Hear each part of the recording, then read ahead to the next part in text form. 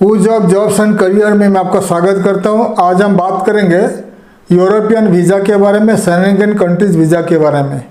तो कौन से यूरोपियन कंट्री का वीज़ा आसानी से मिल जाएगी उसके ऊपर बात करेंगे।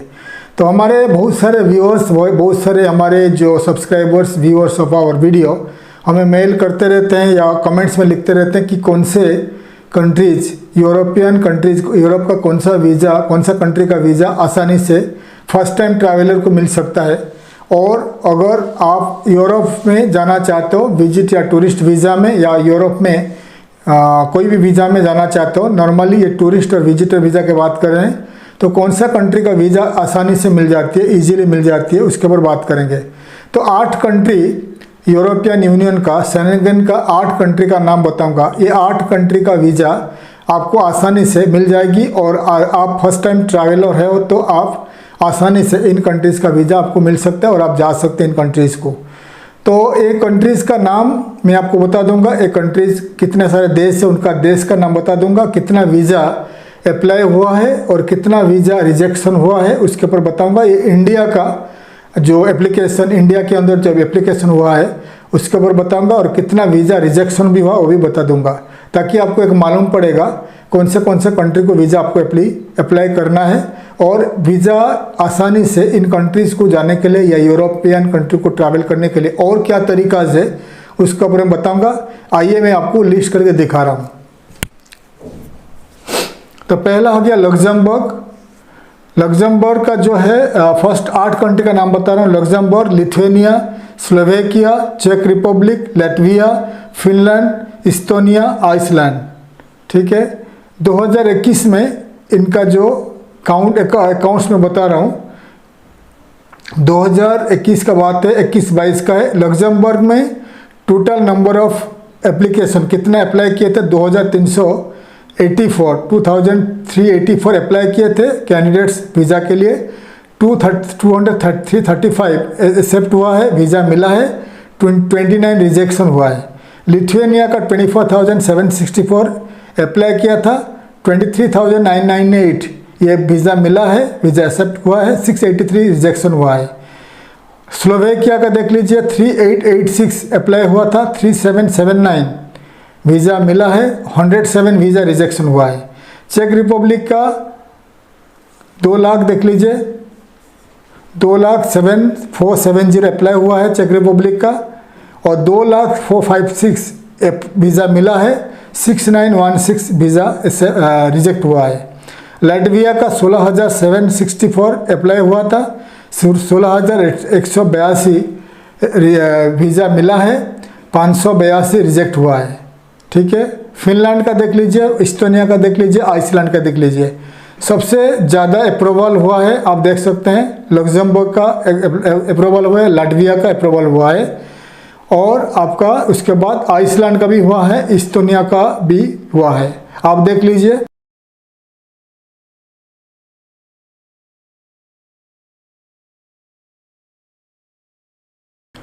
डिटेल्स मैंने दिखा दिया, 8 कंट्री का वीज़ा, कितना वीज़ा अप्लाई हुआ है, कितना वीज़ा मिला है, कितना वीज़ा रिजेक्ट हुआ है। उस हिसाब से ये 2021-22 का है, तो उस हिसाब से आप उन कंट्रीज़ को अप्लाई करिए वीज़ा, अगर यूरोपियन कंट्री का वीज़ा आप पाना चाहते हो। मैं पहले वीडियो बना चुका हूँ यूरोपियन कंट्री जाने के लिए क्या क्या डॉक्यूमेंट्स चाहिए। अगर आप इंडिया से अप्लाई करना चाहते हो तो इजीली आपको मिल जाएगा, आप कोई एजेंट के थ्रू जाने का ज़रूरत नहीं है। आप प्राइवेट लिमिटेड कंपनी बना लीजिए और आपका corporate bank account, current bank account खोल लीजिए, कोई ऑफिस एड्रेस रखिए, घर का एड्रेस में भी कर सकते हो। आपका मोबाइल नंबर रहेगा, आपका कोई अच्छा वेबसाइट बना लीजिए, कंपनी का वेबसाइट बना लीजिए। आपका कॉर्पोरेट बैंक अकाउंट में या आपका जो करंट बैंक अकाउंट में थोड़ा पैसे का ट्रांजैक्शन करिए, हर महीने का 50,000 1 लाख का ट्रांजैक्शन करिए, 6 महीना तक 50,000 1 लाख डिपॉजिट करिए, विड्रॉ करिए, और 6 महीना तक 5-6 लाख का ट्रांजैक्शन करिए। और 6 महीने के बाद जब आप वीज़ा अप्लाई करोगे, आपका बैंक अकाउंट में 3-4 लाख रुपया डिपॉजिट रखिए, फिर वीज़ा अप्लाई कर लीजिए। और आपका चार्टर्ड अकाउंटेंट, जो चार्टर्ड अकाउंटेंट आपका कंपनी बनाएगा, उसको बता दीजिए, वो 3 साल का IT पेपर रेडी करेगा, income tax return file ready करेगा, और इनकम में दिखाएगा हर महीना आप 1 लाख कमाते हो और 1 लाख में 1 लाख 80 1 लाख में 80,000 90,000 खर्चा होता है तो आपको 20,000 प्रॉफिट मिलता है। तो इस हिसाब से वो बनाएगा पेपर, 3 साल का आईटी रिटर्न बनाएगा। तो 3 साल का आईटी रिटर्न, आपका private limited company, bank details रहेगा, रिटर्न टिकट रहेगा और ट्रैवल इंश्योरेंस रहेगा। ये सब डॉक्यूमेंट्स लेकर आप कोई भी यूरोपियन कंट्री या ये 8 कंट्री का वीज़ा अप्लाई करोगे तो आपको वीज़ा 101% मिल जाएगा। लेकिन अगर आपको लैंग्वेज थोड़ा आना चाहिए, क्योंकि आपको एम्बेसी बुला सकता है इंटरव्यू करने के लिए, आपको इंग्लिश में थोड़ा बात करना चाहिए कि एक्सप्लेन करना चाहिए आप क्यों जा रहे हो उस कंट्री को। अगर आपके पास बिजनेस है तो मैं आपको एडवाइस करूँगा, आपका जो कंपनी बनाओगे तो एक्सपोर्ट कंपनी बनाइए। अगर आपका कंपनी का नाम रखोगे, एग्जाम्पल आपका नाम है राजेश है, एग्जाम्पल बता रहा हूँ, आपका नाम है राजेश, तो ऐसा बनाइए Rajesh exports imports private limited, ऐसा बनाइए, ताकि एम्बेसी में जब आपको बुलाएगा कि भाई तुम क्यों जा रहे हो, अगर जर्मनी जाना चाहते हो, जर्मनी में वीज़ा अप्लाई किया है तो फर्स्ट टाइम अप्लाई कर रहे हो यूरोप का वीज़ा, जर्मन में वीज़ा ऑफिसर, जर्मन एम्बेसी का वीज़ा ऑफिसर आपको बुला सकता है कि इंटरव्यू करने के लिए। आपको पूछेगा क्यों आप जर्मनी जाना चाहते हो, why you want to go to Germany पूछेगा, तो आप बता दीजिए कि I have export company in India, मतलब मेरे पास एक्सपोर्ट कंपनी है इंडिया में और मैं एक्सपोर्ट करता हूँ, एग्जाम्पल मैं गारमेंट एक्सपोर्ट करता हूँ, I am exporting garments and I want to export my product to Germany. तो जर्मनी में मैं जा रहा हूँ, कोई एग्जीबिशन अटेंड करूँगा या जर्मनी में 1 महीना रहकर वहाँ का मार्केट देखूंगा और बायर देखूंगा, बायर ढूंढूंगा, इंपोर्टर्स ढूंढूंगा, ताकि मैं मेरा प्रोडक्ट को भारत से जर्मनी को एक्सपोर्ट कर सके। ये बता सकते हैं। अगर आपके पास इंपोर्ट कंपनी है तो आप बता सकते हैं कोई भी प्रोडक्ट, जर्मनी ज़्यादा करके इक्विपमेंट्स, स्टील का इक्विपमेंट्स एक्सपोर्ट करता है, इलेक्ट्रिकल इक्विपमेंट्स एक्सपोर्ट करता है, मशीन से एक्सपोर्ट करता है, तो आप बता सकते हैं मैं जर्मनी जा रहा हूँ, वहाँ का कुछ प्रोडक्ट मैं इंपोर्ट करना चाहता हूँ इंडिया से, तो मैं जाकर जाना चाहता हूँ, तो ये बता सकते हैं। तो मैं आपको बताऊँगा एक्सपोर्ट इंपोर्ट कंपनी बनाइए, ठीक है।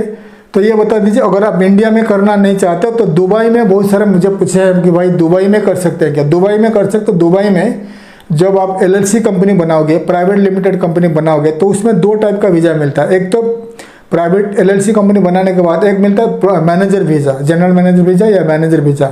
इस टाइप का वीज़ा में क्या होता है, तो हर वीज़ा एप्लीकेशन के टाइम पे एम्बेसी में वीज़ा ऑफिसर या एम्बेसी आपको लेटर मांगता है, लेटर चाहिए from letter, no NOC, no objection letter from your sponsor.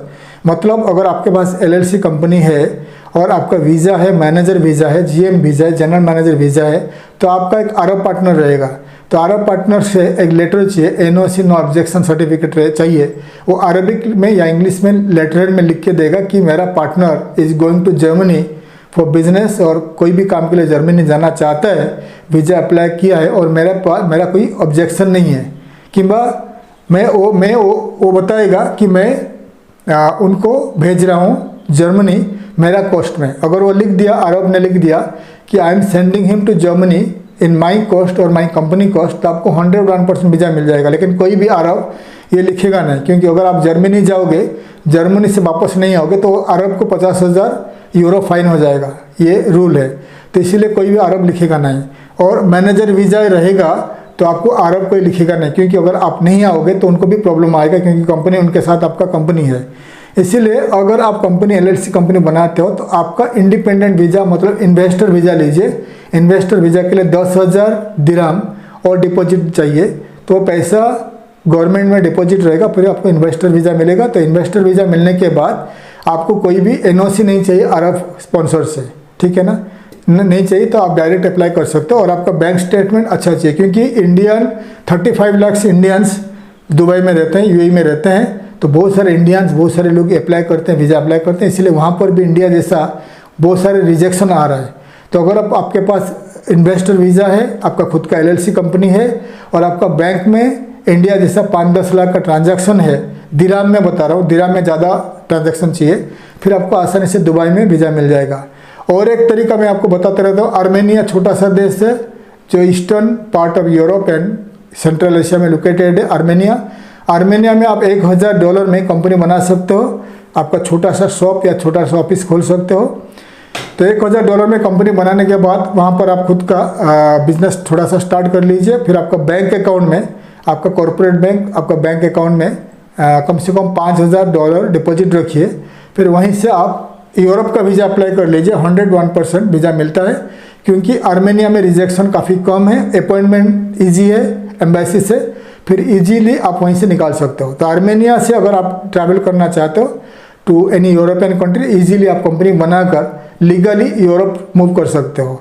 तो आर्मेनिया में आप ये भी कर सकते हो कि आर्मेनिया में कंपनी बना लीजिए, कंपनी बनाकर आपको रेजिडेंसी वीज़ा मिलने के बाद कोई भी यूरोपियन कंट्री, यूरोप का कंट्री का टूरिस्ट वीज़ा लीजिए, फिर वहाँ पर जाइए, 1 महीना रहिए, जॉब ढूंढिए। अगर जॉब मिल जाता है फिर आर्मेनिया आके दोबारा उनका जो वर्क परमिट लेके उस कंट्री में चले जाइए। तो ऐसा बहुत सारे लोग करते हैं आर्मेनिया में, ये भी आप कर सकते हो। तो अगर आपको 8 कंट्री बता दिया यूरोप का, एक कंट्री या कोई भी यूरोपियन कंट्री ट्रैवल करना चाहते हो, इंडिया से जाना चाहते हो, खुद का कंपनी वगैरह स्टार्ट कर सकते हो, या दुबई से जाना चाहते हो तो दुबई में भी इन्वेस्टमेंट वही रहेगा। आर्मेनिया से जाना चाहते हो तो आर्मेनिया का बता दिया। अगर आप दुबई से जाना चाहते हो तो कंपनी फॉर्मेशन वगैरह, या आर्मेनिया से जाना चाहते हो या इंडिया से जाना चाहते हो, खर्चा तो बहुत आता है। तो अगर आप हमारा कंपनी का थ्रू जाना चाहते हो, कंपनी फॉर्मेशन करके जाना चाहते हो, तो आप हमें कांटेक्ट कर सकते हो, हम आपको मदद करेंगे अपनी डिटेल्स में। मैं आशा करता हूँ हमारे वीडियो आपको अच्छा लगा। वीडियो को लाइक करिए, चैनल को सपोर्ट करिए, सब्सक्राइब करिए, ताकि मैं ज़्यादा से ज़्यादा जॉब इमिग्रेशन रिलेटेड काफ़ी सारे वीडियोज़ आपके लिए ला सकूँगा। थैंक यू, धन्यवाद, जय हिंद।